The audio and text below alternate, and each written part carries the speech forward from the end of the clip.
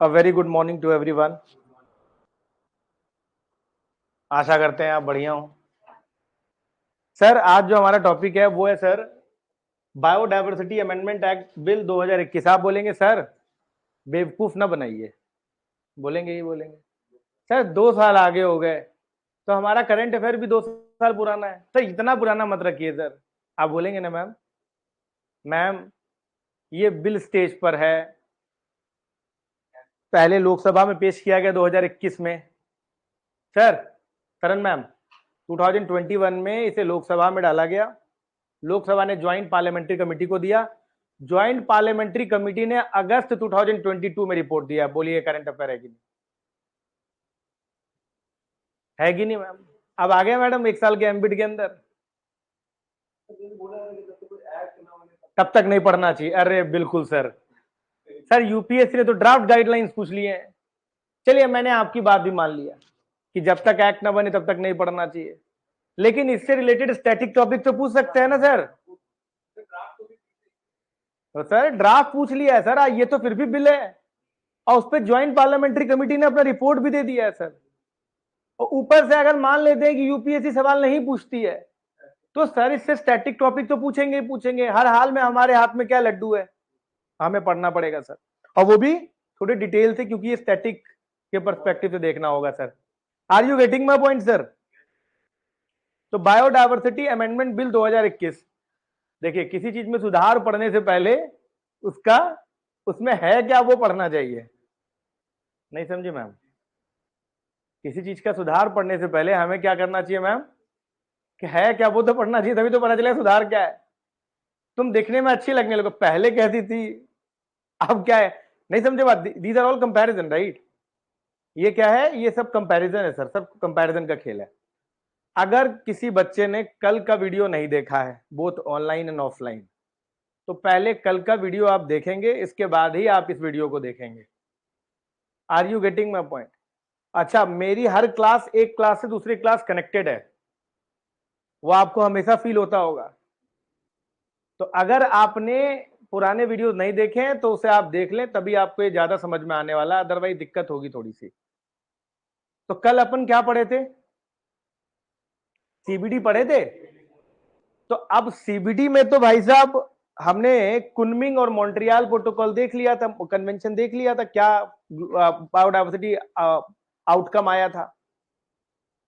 लेकिन एक बात आपको और देखना पड़ेगा, कॉप 15 के बाद ये सब चीजें इंटरनेशनल लेवल पे हो रही है, आपके नेशनल लेवल पर सीबीडी के लिए क्या किया गया?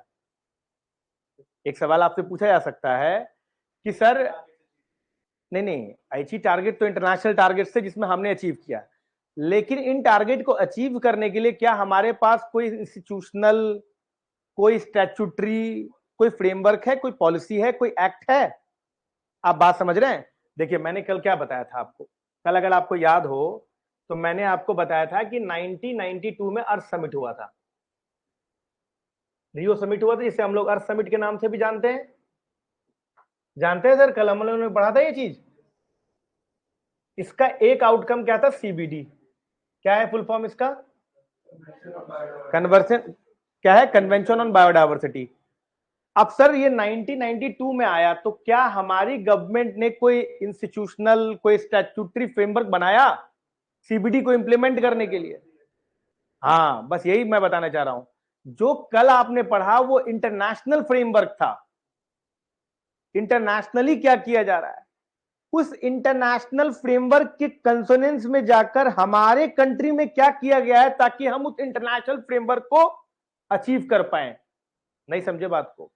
जैसे मैं तुम्हें समझाता हूं, जैसे मैंने तुम्हें कहा कि देखो भाई, तुमको इन्वायरमेंट 10 दिन के अंदर खत्म करना है और ये टॉपिक है, तुम्हें पढ़ना है, मैं तुम्हें पढ़ा भी दे रहा हूं, लेकिन इस चीज को तुम कैसे कॉम्प्रीहेंड करोगे, कैसे सेल्फ स्टडी होगा, ये प्लान तुम्हारा होगा। अब मैं तुम्हारे घर पे जाके नहीं तुम गलत पढ़ रहे हो, तुम ऐसे कर रहे हो, तुम ऐसे, ये तो नहीं चलेगा ना। तो भाई इंटरनेशनल लेवल पर एक फ्रेमवर्क बना दिया गया है। Are you getting my point? International level पर एक फ्रेमवर्क बन गया है। अब उस फ्रेमवर्क को हमारी कंट्री में कौन से लॉ लाए जाए, कौन से इंस्टीट्यूशनल मैकेनिज्म लाए जाए, ताकि इन फ्रेमवर्क को हम इंप्लीमेंट कर सके। That is the most important. सही बोल रहा हूँ गलत बोल रहा हूँ सर? गलत बोल रहा हूँ मैम? मैं गलत नहीं बोल रहा हूँ, 100% सही है। सर एक बात बताइए, पेरिस समिट हुआ, ग्लासगो समिट हुआ, पंचामृत टारगेट हमने अचीव रखा, 5 टारगेट। हमारे भारत में इसके लिए क्या पॉलिसी बनाई गई ताकि इन पंचामृत टारगेट को हम अचीव कर सके? समझ में आ रहा है? आप मेरी बात समझ रहे हो? जैसे दुनिया में आप कोई भी कॉन्फ्रेंस होता है तो हमारे यहाँ कहते हैं ना कि एक आर्टिकल है, कौन सा आर्टिकल है जी, जिसमें इंटरनेशनल अग्रीमेंट के इन कंसोनेंस कोई लॉ बनाना हो तो आप स्टेट लिस्ट में बना सकते हो। आर्टिकल नंबर देखो, ये देखो, युवा पीढ़ी है हमारी, देख रहे हो सर? युवा पीढ़ी देख रहे हो सर? मैडम सब खत्म, खत्म सर। 253 है सर। सर मुझे यूपीएससी नहीं देना है। किसको यूपीएससी देना है सर? सर आप लोगों में किसी को यूपीएससी देना है सर? 253 है, देखिए खोल के। मेरी बात क्यों मानोगे? मैं गलत भी बता सकता हूं। कौन सा आर्टिकल है?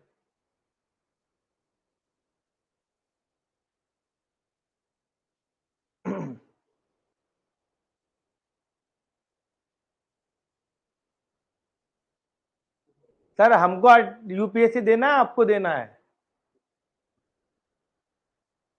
लॉ भी बताए थे क्या होता है, एक सेंट्रल लिस्ट, एक स्टेट लिस्ट और तीसरा इंटरनेशनल, तो 3 लोग पार्टी हो गए यहां पर, तो 253 आर्टिकल होगा। मैडम पढ़ाई हो रही है कि नहीं हो रही है? मैडम हो रही है पढ़ाई सर?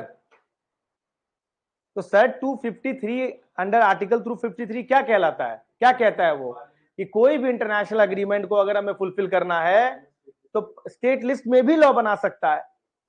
तो क्यों लॉ बना रहा है पार्लियामेंट? आखिर लॉ बना क्यों रहा है ये सोचिए।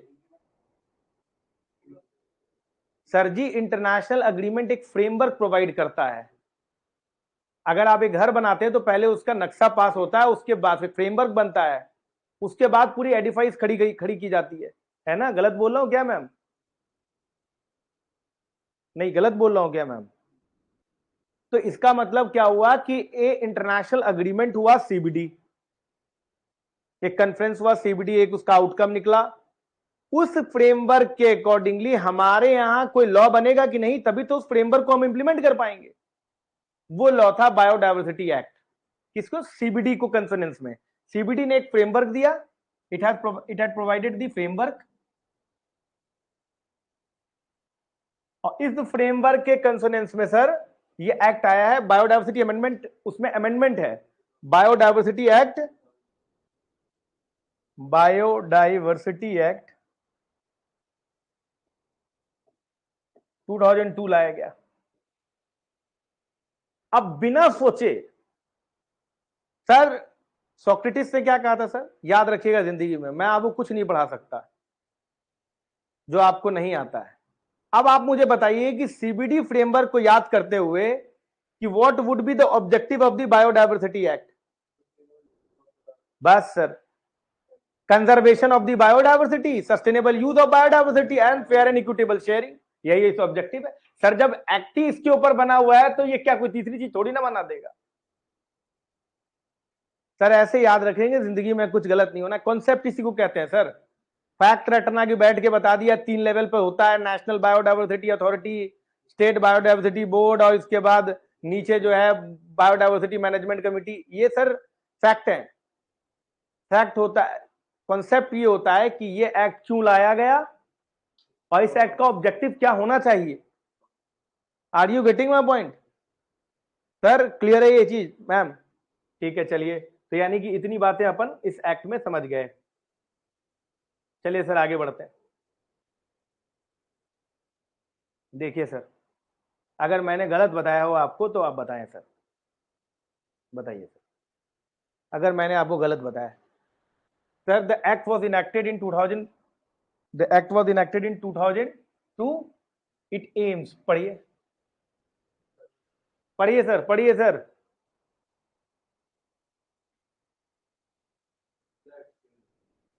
एग्जैक्ट सेम है sir. Conservation of biological resources, point number 1। Point number 2, managing it's sustainable use, and third, enabling fair and equitable sharing benefits arising out of the use. 3, कुछ नया नहीं है सर। अब एक्टिव सर जब parent ही sir वैसे होंगे तो फिर आउटकम कैसा होगा सर? तो वही चीज है, जहां से निकला है उसका मेन सोर्स ऑफ इंस्पिरेशन ही वही है सर, तो और कुछ हो ही नहीं सकता। समझ में आ रहा है? अब एक बात दिमाग में घूमता है सर, कल बहुत सारे बच्चों ने कुछ सवाल पूछा कमेंट सेक्शन में। जिन बच्चों को भी कमेंट सेक्शन में कोई डाउट हो तो पूछ सकता है वो।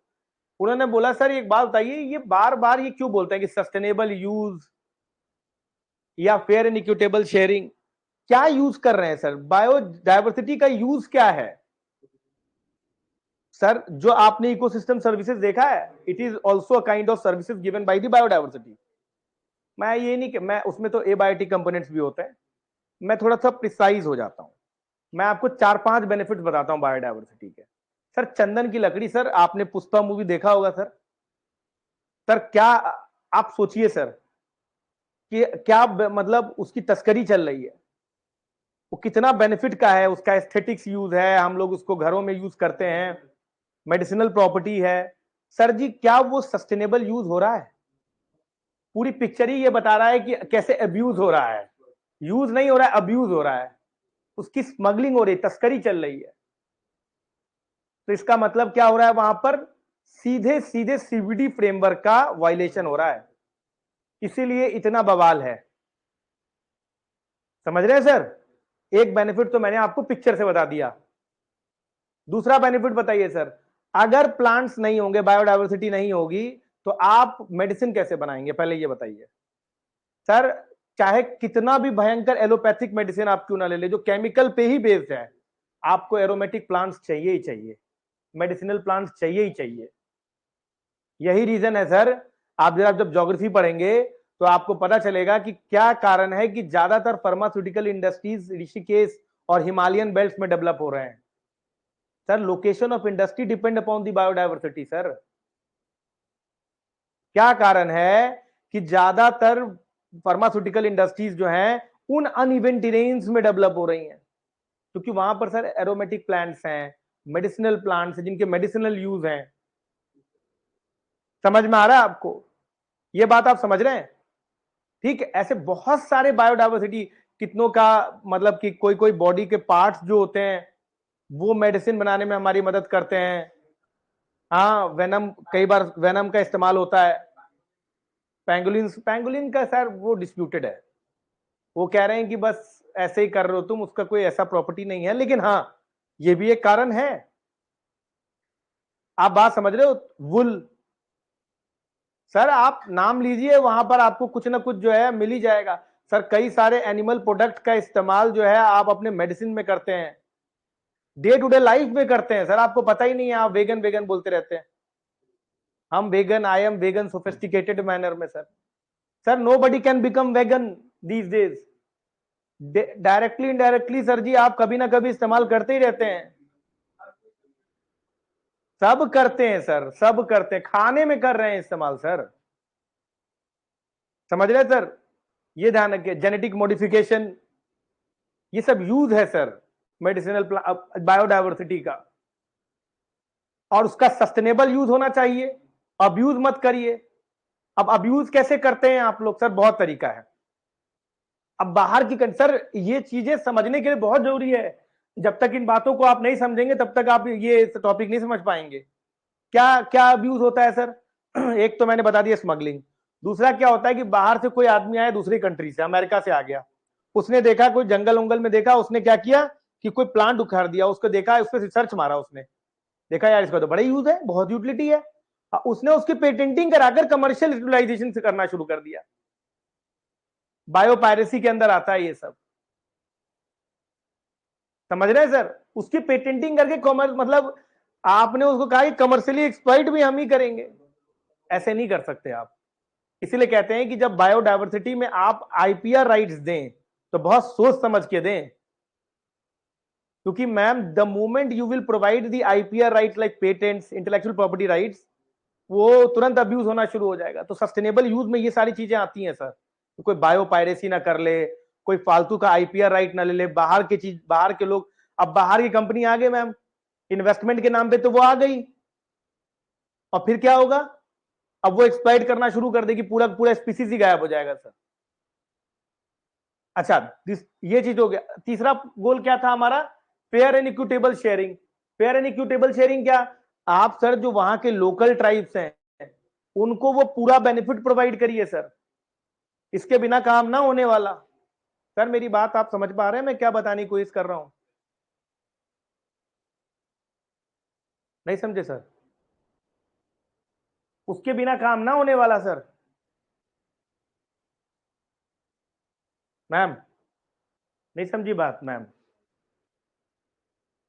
उसके बिना काम नहीं हो रहा। तो आप लोकल कम्युनिटी को दीजिए, ट्रेडिशनल डॉलर्स को दीजिए, सोसाइटी में हर मेंबर उससे बेनिफिट हो। ऐसा नहीं कर सकते कि किसी आपने बायोपायरेसी किया मैम, उससे कोई मेडिसिन प्लांट बनाया और उसका दाम सर जी जो है 3 लाख रुपए पर एक टेबलेट डाल दिया। बहुत सारी दवाइयां हैं सर, मैं तो बताने लगूंगा तो टिकर बैंड, नक्सावार केस याद है सर, जिस पर कंपलसरी लाइसेंसिंग दी गई थी। सर ये काम आप नहीं कर सकते क्योंकि फेयर एंड इक्विटेबल शेयरिंग नहीं है। सर ये बात समझ लीजिए कि biodiversity is a natural resource और नेचर पे सबका अधिकार है, कोई एक आदमी अपना इंटेलेक्चुअल प्रॉपर्टी राइट नहीं शो कर सकता, इसीलिए यहां पर लिखा गया है fair and equitable sharing. I hope आपको मैं पूरी बात आपको समझा दिया हूँ, समझ में आ रहा है सर? ये बात ध्यान रखिएगा सर, ठीक है ना सर?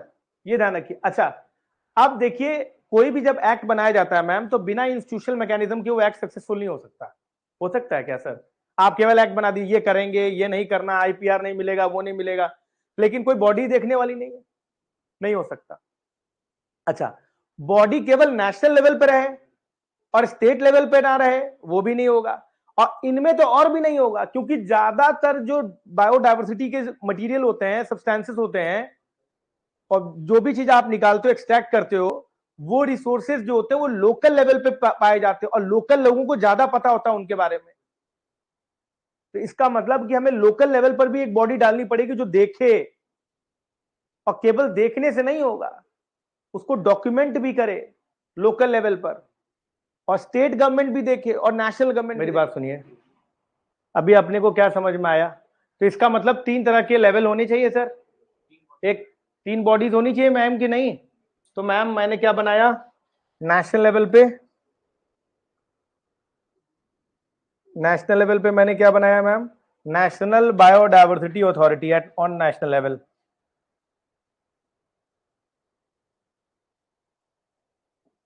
सर स्टेट लेवल पे स्टेट बायोडायवर्सिटी बोर्ड, और लोकल लेवल पे biodiversity management committee local level पे है, देख लीजिए सर। है, अब ये बिना पैसे के काम कर पाएंगे क्या?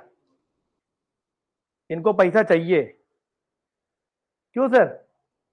इनको पैसा चाहिए, तो इनके फंड भी हैं, national biodiversity fund, state biodiversity fund, समझ में आ रहा है आपको? बायोडायवर्सिटी मैनेजमेंट फंड, ऐसे करके 3 फंड भी दिए हुए हैं इनके, ठीक है मैम? क्लियर है? चलो आगे बढ़ो मैम, शुरू करते हैं। अच्छा, अब नेशनल बायोडायवर्सिटी अथॉरिटी, अब देखिए सर, यूपीएससी कुछ पिछले दिनों में इन्होंने कुछ हेडक्वार्टर पे भी सवाल पूछे हैं, तो इसका हेडक्वार्टर किधर है मैम, नेशनल बायोडायवर्सिटी अथॉरिटी का? सर याद रखिएगा चेन्नई में है सर, तमिलनाडु, चेन्नई। समझ में आ गया? और ऑफ कोर्स ये बायोडायवर्सिटी एक्ट के तहत बना हुआ है, तो ये एक स्टैट्यूटरी बॉडी होगा, होगा सर? कुछ मेंबर्स होंगे सर इसमें, कॉस, तो कौन कौन होगा? एक चेयरपर्सन होगा, समझ रहे हो? इसका कोई क्वालिफिकेशन नहीं लिखा हुआ है। अच्छा, ये जो मेंबर होंगे ये अपॉइंट कौन करेगा? Central government, cos central government करेगा, प्रेसिडेंट ऑफ इंडिया मत लिख देना। क्या होगा सर? सर तो इसका मतलब ये सेंट्रल गवर्नमेंट अपॉइंट करेगी इसको, ठीक? अच्छा, इसमें कौन कौन मेंबर है? चेयरपर्सन एक, 3 एक्स ऑफिशियो मेंबर है, वो किसके से डिपेंड डील करेंगे? एक ट्राइबल अफेयर्स से, और 2 इन्वायरमेंट एंड फॉरेस्ट वाले होंगे, ministry of environment and forest के। ट्राइबल क्यों रखा है? हाँ, और 7 एक्स ऑफिशियो मेंबर होंगे जो कि मिनिस्ट्री ऑफ सेंट्रल गवर्नमेंट से डील कर रहे होंगे। वो कौन कौन से होंगे sir? Agriculture, research education, biotechnology, ocean development, agriculture and cooperation, Indian system of medicine and homeopathy, science and technology, scientific and industrial research, और 5 नॉन ऑफिशियल मेंबर होंगे जो एमिनेंट पर्सन होंगे जिनको बायोडायवर्सिटी का नॉलेज होगा।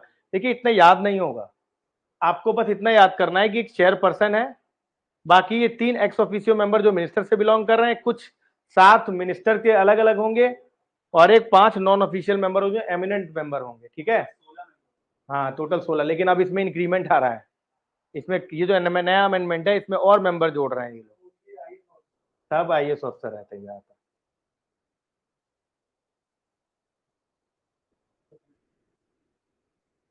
और फॉरेस्ट के खूब होते होंगे। ठीक है, अच्छा, what are the functions of the national biodiversity authority?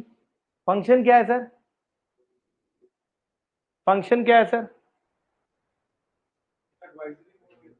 हाँ, क्या है सर? सबसे पहली बात तो है क्रिएटिंग एंड इनेबलिंग एनवायरनमेंट, कैसा जिससे सस्टेनेबल यूज हो सके बायोडायवर्सिटी का, ये तो उनका काम ही यही है, फ्रेमवर्क ही है। Advising the central government regulating activities for issuing guideline for access of biodiversity resources, fair and equitable sharing के लिए आप सेंट्रल गवर्नमेंट को बताइए कैसे होगा। इसके अलावा जो है और क्या करेगा, इसमें आपको measures to oppose the grant for intellectual property rights, किसी भी आउटसाइडर को दे रहे हो आप, उसमें कौन कौन से मेजर लेने होंगे आपको, और advising the state government in the selection of the area which is biodiversity की इंपॉर्टेंस है, उसे आप नेशनल पार्क बना दीजिए, कुछ भी बना दीजिए, उसके लिए भी एडवाइस करना। समझ रहे हो बात को? हेरिटेज साइट डिक्लेयर करवाना कि कौन से जो है बायोडायवर्सिटी के पर्सपेक्टिव से बहुत इंपॉर्टेंट है, वो सारी बातें करना। कहने का मतलब इसका क्या काम है? एडवाइस करना कि सेंट्रल गवर्नमेंट एडवाइजरी बॉडी है सेंट्रल गवर्नमेंट को कि भाई कैसे सस्टेनेबल यूज होगा, है ना, कैसे इक्विटेबल एंड बेनिफिट शेयरिंग होगी, ये सारी बातें समझ में आ गया आपको? आगे बढ़ो। क्या? हाँ हाँ बिल्कुल, नहीं वो इन्वायरमेंट कंजर्वेशन एक्ट के तहत, हाँ बिल्कुल आ जाएगा सर। स्टेट बायोडायवर्सिटी बोर्ड का क्या काम होगा सर? स्टेट बायोडायवर्सिटी बोर्ड का क्या काम होगा? अगेन ये स्टैट्यूटरी बॉडी है। स्ट्रक्चर क्या है सर? स्ट्रक्चर क्या है? इसके भी एक चेयरमैन होंगे, 5 एक्स ऑफिशियो मेंबर से ज्यादा नहीं होने चाहिए इसमें, not more than 5 x officio member department of state government के होंगे, और 5 मेंबर होंगे अमंग द एक्सपर्ट जो एमिनेंट पर्सन होंगे, वही स्पेशल एक्सपीरियंस के बेसिस पर। समझ में आ रहा है? All the members of the state biodiversity board, याद रखिएगा सर ये अथॉरिटी नहीं है, ये बोर्ड है। अच्छा सर एक बात ध्यान रखिएगा, ये स्टेट गवर्नमेंट, ये स्टेट लेवल पे है, तो स्टेट गवर्नमेंट इसको वही अपॉइंट करवाएगी, जैसे नेशनल लेवल पे सेंट्रल गवर्नमेंट, स्टेट लेवल पे स्टेट गवर्नमेंट। और इसमें क्या क्या है सर? एक चेयरमैन है, not more than 5 x officio member है, और 5 member from Among Us the expert है। ठीक है सर, ये ध्यान रखिएगा। आगे बढ़ते हैं सर, लोकल लेवल पे भी आते हैं। फंक्शन देख लें सर, एडवाइस करेगी स्टेट गवर्नमेंट को related to what? Related to what sir? Advice करेगी स्टेट गवर्नमेंट को, क्या किस लिए करेगी advice sir? Conservation and sustainable use of, वही वही जो, अरे सर इनके सब के काम वही हैं, conservation of biodiversity, sustainable use, fair and equitable sharing, यही है सर। उसमें एडवाइस करना कैसे होगा ये, regulated by the granting approvals of the otherwise request of commercial utilization of the bio surveys and bio utilizations। जो बायोडायवर्सिटी है ना, उन्हीं का कैसे यूटिलाइजेशन होगा, उनका कमर्शियल एक्सप्लॉइटेशन कैसे होगा, उस पर रेगुलेशन करना कि भाई तुम बहुत ज्यादा कर रहे हो, बहुत ठीक से करो। बायोलॉजिकल समझ में आ रहा है आपको? कोई भी state biodiversity board constituted by union territories, एक बात ध्यान रखिएगा, जो यूनियन टेरिटरी होगा वहां पे नेशनल बायोडायवर्सिटी अथॉरिटी होगा, वहां पे स्टेट बायोडायवर्सिटी बोर्ड नहीं होगा। लोकल वाले होंगे लेकिन इसके नहीं होंगे, स्टेट वाले नहीं है। यानी कि दिल्ली की अगर बात करी जाए तो वहां पर क्या होगा, नेशनल बायोडायवर्सिटी अथॉरिटी करेगा, स्टेट बायोडायवर्सिटी बोर्ड नहीं करेगा, ध्यान रखिएगा। आगे बढ़े, बायोडायवर्सिटी मैनेजमेंट क्या कौन से लेवल पे काम कर रहा है? ये लोकल लेवल पे काम कर रहा है।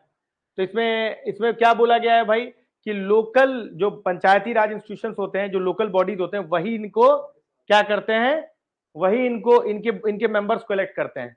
इनका काम क्या है sir? Preservation of habitat, conservation of land races, इसके बाद फोक वेराइटीज एंड कल्टी, समझ रहे हो सर? फोक वेराइटीज, हर जगह पे कोई ना कोई लोकल मेडिसिनल प्लांट या लोकल बायोडाइवर्सिटी का आइटम होता है जिसको प्रिजर्व करने की जरूरत होती है, ये बात ध्यान रखिएगा। इसके बाद domesticated stocks and breeds of animal, कुछ ऐसे एनिमल होते हैं जो पर्टिकुलर जगह के होते हैं, उनको और वो डोमेस्टिकेट किए जा रहे हैं, तो उन पर नजर रखना, कौन कितने वैरायटी के हैं, ये यही वो होते हैं जो बायोडाइवर्सिटी रजिस्टर बनाते हैं लोकल लेवल पर। ध्यान रखिएगा सर। इनमें क्या है, चेयरपर्सन होगा, नॉट मोर देन 6% जो है nominated by the local body. ये बात ध्यान रखिए, बस इतना ध्यान रखिएगा कि जितने भी मेंबर होंगे उसमें से 1/3 वुमेन होनी चाहिए और 18% schedule caste and schedule tribes होना चाहिए। ध्यान रखिएगा सर। और इनकी जो बॉडी के जो मेंबर होते हैं वो आपस में ही इलेक्ट किए जाते हैं। समझ में आ रहा है आपको? आपस में ही इलेक्ट किए जाते हैं, ठीक है सर? मतलब मेंबर आपस में ही इलेक्ट करके चेयरपर्सन डिसाइड हो जाएगा और लोकल बॉडी डिसाइड कर लेगा कि भाई कौन कौन मेंबर बनेंगे। ठीक है सर? चेयरपर्सन कौन बनेगा सर? देख रहे हो सर?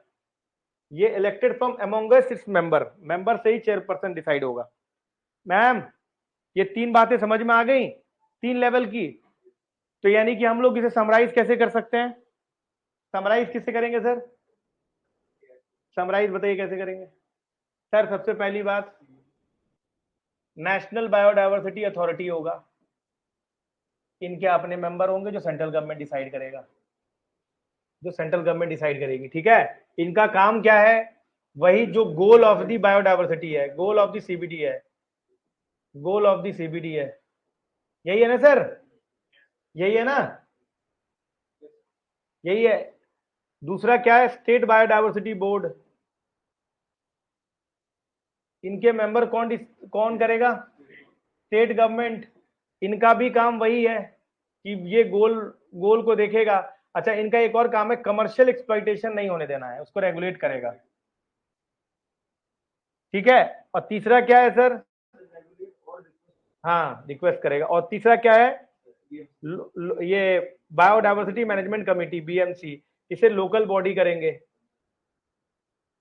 ठीक है? ये बात ध्यान रखिएगा, है ना? और 1/3 विमेन होनी चाहिए और 18% SC ST होनी चाहिए। ये सर भाई इतनी बातें याद रखिएगा सर, बहुत। अच्छा, बायोडायवर्सिटी मैनेजमेंट, बायोडायवर्सिटी रजिस्टर बनाना होता है, कौन बनाती है? बीएमसी बनाती है। ये बात ध्यान रखिएगा हमेशा। सबका बनाएंगे सर, उस एरिया में जो भी पाए जाएंगे। ये देखिए सर, फंक्शन क्या है? पीपल्स बायोडायवर्सिटी रजिस्टर, ये याद रखिएगा सर। पीपल्स बायोडायवर्सिटी रजिस्टर बनाने का काम इनका होता है। ये क्या होता है पीपल बायोडायवर्सिटी रजिस्टर? जैसे किसी एरिया में कोई बायोडायवर्सिटी है, उसको लिख के रखते हैं ये लोग, डॉक्यूमेंट करना लोकल लेवल पे। ये लोकल लेवल का जो रजिस्टर होगा ये जाएगा स्टेट लेवल पे, स्टेट लेवल से नेशनल लेवल पे जाएगा। समझ रहे हो सर? इसलिए मैं कह रहा था कि बायोडायवर्सिटी जो होता है ये तुम सेंट्रलाइज करके काम नहीं होता, जितना तुम डिसेंट्रलाइज करोगे उतना तुम्हारे लिए बेहतर है। समझ में आ रहा है आपको? ये ध्यान रखिएगा। देखिए, तो पीपल बायोडायवर्सिटी रजिस्टर पढ़िए, इसको क्या लिखा हुआ है इन्होंने कि पीपल बायोडायवर्सिटी रजिस्टर होता है participatory documentation of the local biodiversity traditional knowledge and practices. समझ में आ रहा है? तो केवल डॉक्यूमेंटेशन में केवल वही नहीं कौन सी बायोडायवर्सिटी पाई जाएगी, वहां कौन सी नॉलेज है। जैसे हर जगह कुछ ना कुछ नॉलेज होता है सर। अभी मेरे को एक ट्राइब याद नहीं आ रहा है, साउथ इंडिया का है वो ट्राइब, आंध्र प्रदेश या किसी जगह की वो ट्राइब है। वो जैसे स्नेक वेनम होता है, कैसे काट लेता है, तो उनका अपना एक हर्ब होता है जिससे उसको हील करते हैं वो लोग। समझ रहे हो बात को? तो ऐसे बहुत सारी ट्रेडिशनल नॉलेजेस हैं जो हम लोग को पता कहाँ है हम लोगों को। समझ में आ रहा है? तो ये डॉक्यूमेंट करेंगे तो नेशनल लेवल तक बात जा सकती है कि इसका कैसे हमें यूटिलाइजेशन करना है। समझ में आ रहा है? ये रजिस्टर क्या होता है? इसमें कॉम्प्रिहेंसिव इंफॉर्मेशन होता है, किसके बारे में? लोकल बायोलॉजिकल रिसोर्सेज के बारे में। ये बहुत इंपॉर्टेंट फैक्ट है सर, बहुत इंपॉर्टेंट फैक्ट। इससे क्या होगा? आपको मेडिसिनल प्रॉपर्टी के बारे में मालूम चलेगा, उनके यूज पता चलेंगे, ट्रेडिशनल नॉलेज को बढ़ावा मिलेगा। अगर हमें मालूम चला कि अच्छा इसका वाकई बहुत यूटिलिटी है, तो हम लोग इसे प्रमोट भी कर सकते हैं। नहीं समझे sir? Are you getting my point? इसे हम लोग क्या कर सकते हैं मैम? प्रमोट भी कर सकते हैं, राइट? ये ध्यान रखिएगा। They are seen by the key legal documents, ये की लीगल डॉक्यूमेंट की तरह देखा जाता है, ये ध्यान रखिएगा सर। ठीक है, ठीक, ये ध्यान रखिए सर। अच्छा, एक है कि बायोडाइवर्सिटी हेरिटेज साइट्स। अच्छा, ये कौन डिक्लेयर करता है सर बायोडाइवर्सिटी हेरिटेज साइट? जो बता देगा इसका, अभी बताया था मैंने। स्टेट गवर्नमेंट डिसाइड करता है ना, state government on state biodiversity board के रिकमेंडेशन पर स्टेट गवर्नमेंट डिक्लेयर करेगी in consultation with the local bodies. उससे स्टेट बायोडाइवर्सिटी साइट्स के बाद, ये बायोडाइवर्सिटी हेरिटेज साइट्स के बारे में हमें मालूम चलता है। ये क्या है? ये एक वेल डिफाइंड एरिया है जिसका यूनिक इकोलॉजिकली फ्रेजाइल इकोसिस्टम होते हैं, चाहे वो टेरेस्ट्रियल हो, कोस्टल हो, इनलैंड हो, वाटर हो, मरीन हो। ये टर्म याद आ रहा है कुछ? याद है 30/30 में एक गोल है कुछ, 30% बाई 2030। इनके जो डिग्रेडेशन हो गया उनको 30% 2030 तक कम करना है। ये सारे टर्म वहां इस्तेमाल किए जाते हैं। अगर कोई भी टेरेस्ट्रियल एरिया है या कोस्टल एरिया, इनलैंड वाटर्स है या मरीन वाटर्स है, तो इसका क्या करना होगा मैम? है ना मैम? क्या हुआ?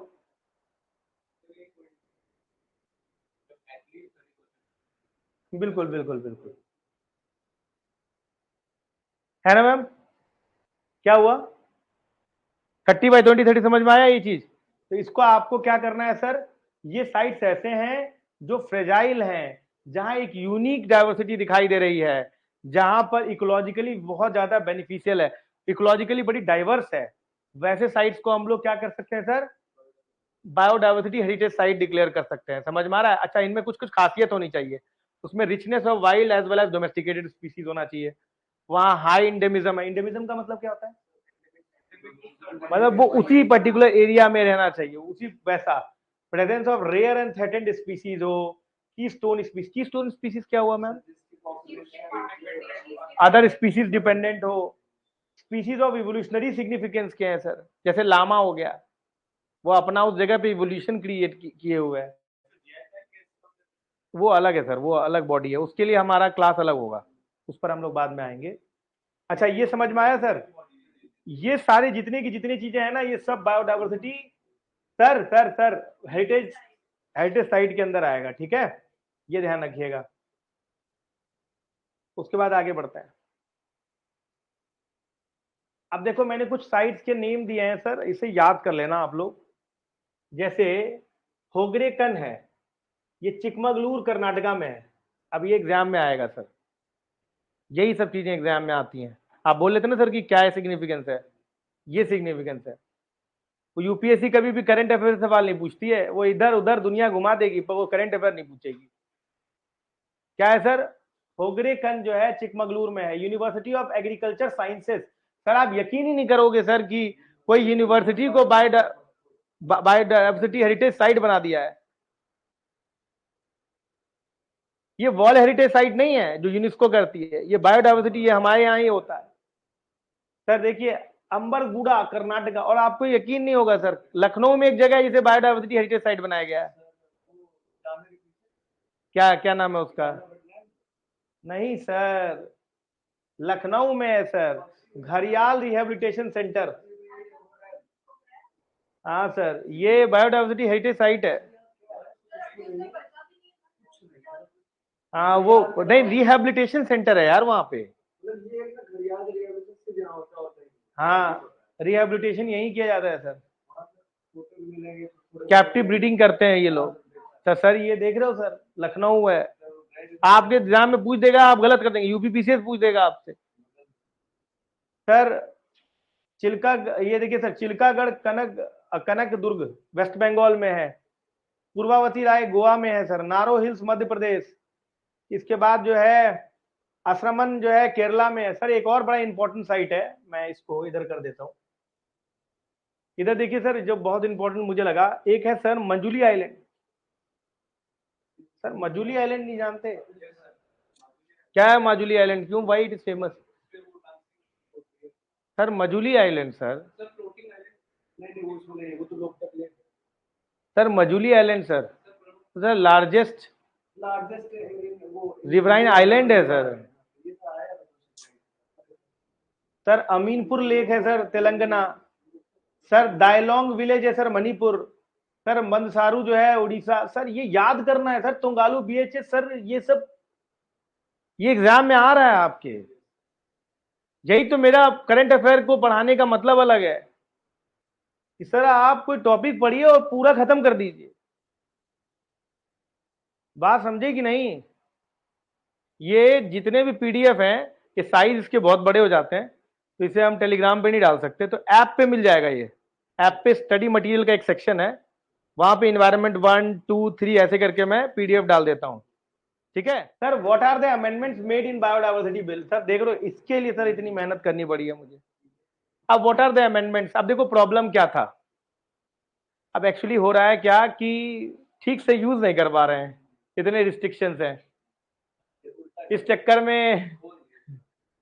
में क्या हो रहा है कि ना कोई रिसर्च डेवलपमेंट हो रहा है बायोडाइवर्सिटी में, ना कोई प्लांट ग्रो कर रहा है। अब ग्रो कर रहा है तो फिर उसे तुम तोड़ नहीं सकते। वो बैम्बू वाला था ना मैम, कि वो ट्री के अंदर आ रहा था, तो फिर उन्होंने कहा कि हटाया, ग्रास कर दिया, तो ट्री की कैटेगरी से हटाकर फिर उन्होंने क्या किया, बैम्बू काटना शुरू कर दिया। नहीं तो कोई करता ही नहीं था, क्या भाई वो तो ट्री के अंदर आ जाता है। सिमिलरली इन्होंने यही काम किया है। इन्होंने कहा है कि देखो भाई 2 3 प्रॉब्लम हो रही है। एक तो रिसर्च डेवलपमेंट नहीं हो रहा है, दूसरा कोई बायोडाइवर्सिटी के लिए जो प्लांट्स है उसे कोई ग्रो नहीं कर रहा, समझ रहे हो सर। तो ऊपर से कोई मेडिकल प्रैक्टिशनर है उसको भी नहीं मिल पाता है, तो उस जगह पे कोई इंडियन सिस्टम जैसे आयुष सिस्टम है तो उसको कोई नहीं अडॉप्ट कर रहा है। तो इन्होंने सोचा कि बड़ी दिक्कत हो रही है, इनोवेशन खत्म हो गया है, इतने रिस्ट्रिक्शंस हैं कि कोई इनोवेशन रिसर्च एंड डेवलपमेंट करेगा तो क्यों करेगा। अब फॉरेन कंपनी तो बिल्कुल इंटरेस्टेड नहीं है, उन्हें कोई फायदा ही नहीं, क्योंकि तुम कर ही नहीं सकते, तो मना कर रखा है बिल्कुल। समझ रहे हो बात हो? तो अब इन्होंने कहा कि रुको रुको रुको थमो, अब मैं इसको थोड़ा ठीक करता हूँ। तो इन्होंने क्या किया, इसे ठीक करने की कोशिश किया। अब क्या किया इन्होंने, बूस्टिंग इंडियन मेडिसिनल सिस्टम। समझ रहे हो बात को? इन्होंने कहा है कि जो इनका पर्पस क्या है कि Indian system of medicine, Indian system of medicine क्या होता है, आयुष। अब हमारे गवर्नमेंट में सर जी ये आयुष बहुत इंपॉर्टेंट है सर। क्या है फुल फॉर्म इसका, आयुर्वेद, यूनानी और योग, यूनानी, सिद्धा और होम्योपैथी, और एक और है नेचुरोपैथी। इसके अंदर मतलब 5 ही चीजें नहीं आती है, 6 चीजें आती है। तो इन्होंने बोला है कि भैया इसको कुछ फिलिप मिलेगा ना अगर कुछ अमेंडमेंट कर देंगे, लोग आएंगे तो। दूसरा इन्होंने बोला है कि facilitate fast tracking of research, research को फास्ट ट्रैक करना है अपने को, समझ रहे हो सर। इसके बाद बोला है पेटेंट एप्लीकेशन प्रोसेस, उसको थोड़ा स्मूदन करिए, तभी जब सर पेटेंट नहीं देंगे तो कमर्शियल एक्सप्लॉयटेशन नहीं होगा, और अगर कोई पेटेंट नहीं देंगे तो कोई उसको रिसर्च एंड डेवलपमेंट भी नहीं करेगा। तो वो थोड़ा कहा है कि पेटेंट एप्लीकेशन प्रोसेस को फास्ट करिए। ट्रांसफर रिसर्च रिजल्ट, ये नहीं कि भैया कर लिए रिसर्च अपने पास रखे और चुपके चुपके से एक्सप्लॉयटेशन भी कर रहे हैं। Utilizing the biological resources available in India, तो यह ट्रांसफर करना पड़ जाएगा यहाँ पर इंडिया के अंदर। समझ में आ रहा है? अब इन्होंने क्या बोला है कि लोकल कम्युनिटीज को, ये तो पहले से ही था सर, जबरदस्ती डाल दिया गया है। लोकल कम्युनिटीज को बोला है कि वो यूटिलाइज कर सकते हैं resources, particularly the medicinal variety और सीड्स। ये पहले से था, ऐसा नहीं है। वो थोड़ा सा देखो एथिक्स जो है ना, अब आप समझ रहे हैं कि नहीं, हम तो करेंगे ही करेंगे, तुम भी थोड़ा कर लो। तो सर हमारे पास तो पहले से राइट थे, हम हमको क्या दे रहे हैं, मतलब जो तुम्हें दे रहे हैं तो हमें भी करने दो। समझ रहे हो बात को कि नहीं? The bill looks to encourage farmers to increase cultivation of medicinal plant, this is the purpose.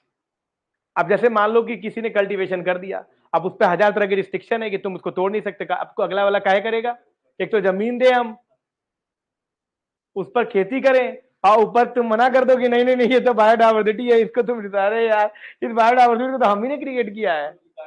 हाँ, ये तो वो चिकन वाली बात हो गई, जाने जाने, अरे तो उसे तो मैंने ही ग्रो किया है यार, उसे तो खाने दो। बायोडाइवर्सिटी तो नेचुरल है ना, हमने ग्रो किया। अंडा नहीं खाएंगे, बताओ क्या बात हो गई। अरे तो उसे हम ही ने बोला सर, वो तो फल है सर, अंडा, अंडा को फल बोलते हैं, बताया ना, मुर्गी फल, फलाहार में खाया जाता है अंडा। Okay fine. अच्छा देखिए, these objectives to be achieved without compromising, देख रहे हो sir, without compromising the objectives of the United Nations Conference on Biological Diversity. The moment you have said that we are promoting the India system of medicine, facilitate fast tracking of research, or ये वो, sir, in any case, it will going to be compromised. That is the criticism. क्या ऐसा ना लगे कि हम utilisation की बात कर रहे हैं। फाइन, देखो क्या बोल रहे हैं। हालांकि कुछ टेक्निकल एस्पेक्ट्स भी हैं, तो उतना टेक्निकल एस्पेक्ट पे हम जाएंगे नहीं, समझ लो सर। क्या है? डीक्रिमिनलाइजिंग सर्टेन प्रोविजन। देख रहे हो, जैसे ही कोई पहले प्रोविजन क्रिमिनलाइज कर रहा था, तो आप अगर उसे डीक्रिमिनलाइज कर रहे हैं, तो इसका मतलब you are diluting some amount of some of the provisions, right. तो इन्होंने बोला क्या है कि हम डिक्रिमिनलाइज करेंगे कुछ प्रोविजंस को जो कि चेन ऑफ बायोलॉजिकल रिसोर्सेज के अंदर आता है। क्या बोला इन्होंने बोला है कि अच्छा, ये जो चेंजेस आ रहा है, अगेन उन्होंने पहले बोल दिया है, ये जो चेंजेस आ रहा है वो India ratification to the Nagoya protocol, वही वाला, access to genetic resources and then fair and equitable sharing. तो मतलब ये वो बता रहे हैं कि भाई देखो, हम सीबीडी के साथ चल रहे हैं, बार बार याद दिला रहे तुम्हें कहीं ऐसा ना लगे कि हमने तो बहुत बवाल मचा दिया है। अच्छा, अब देखो क्या कर रहे हैं ये, मतलब इतनी भूमिका क्यों बनाई जा रही है बताओ। इन्होंने बोला अलाउइंग फॉरेन इन्वेस्टमेंट। बस जहां सर फॉरेन इन्वेस्टमेंट है, वहां पर बिना प्रॉफिट के काम नहीं हो सकता सर। क्या किया है सर इन्होंने, समझ में आ रहा है। अमित सिंह बोल रहा है sir, Ayush is just a joke anyway. अरे यार, नहीं यार, पता है ना आयुष के बारे में नया करंट अफेयर क्या है? आयुष जो होंगे उनको सेम मिलेगा जो एलोपैथ का डॉक्टर को मिलता है। सही है। अच्छा, इस पे बाद में तुमसे बात करेंगे हम। फॉरेन इन्वेस्टमेंट क्या है सर, आपने करके सर। अच्छा, इसमें एक और बात है, it allows foreign investment research into research sir. अच्छा ये बताइए, कोई फॉरेन कंपनी आप क्या रिसर्च क्यों करेगी? समझ लो बातों की नहीं। अच्छा, इन्होंने बोला है कि however this investment will necessarily have to be made through Indian companies, as if कि इंडियन कंपनीज को प्रॉफिट चाहिए ही नहीं, और दे आर वेरी मच है फिलैंथ्रोपिक एक्टिविटी कर रहे हैं, अपने तो प्रॉफिट चाहिए ही नहीं इंडियन कंपनीज को। सबसे ज्यादा भुक्कड़ इंडियन कंपनीज ही है। समझ में आ रहा है? इन्वॉल्विंग द बायोडाइवर्सिटी रिसर्च, समझ रहे हो बात को।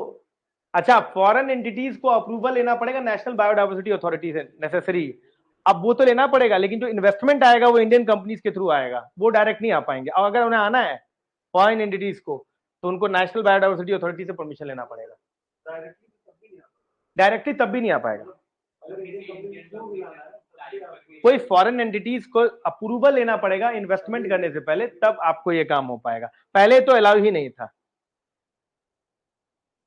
अच्छा सर, एक बात और सर, एग्जेम्प्टिंग आयुष, देखो तुम क्या बोल रहे थे, एग्जेम्प्टिंग आयुष प्रैक्टिशनर चाहे तो पूरी तरीके से उसको तोड़ दे, उसको रिसर्च करे, उससे दवाई बना ले, जरा कह दे कूट कूट की दवाई बनाए, उसकी मर्जी है। देखिए क्या बोल रहा है, the bill seeks to exempt registered Ayush medicinal practitioner and the people accessing codified traditional knowledge, समझ में आ रहा है, among others giving prior intimation to the state biodiversity boards for accessing biological resources for the certain purpose।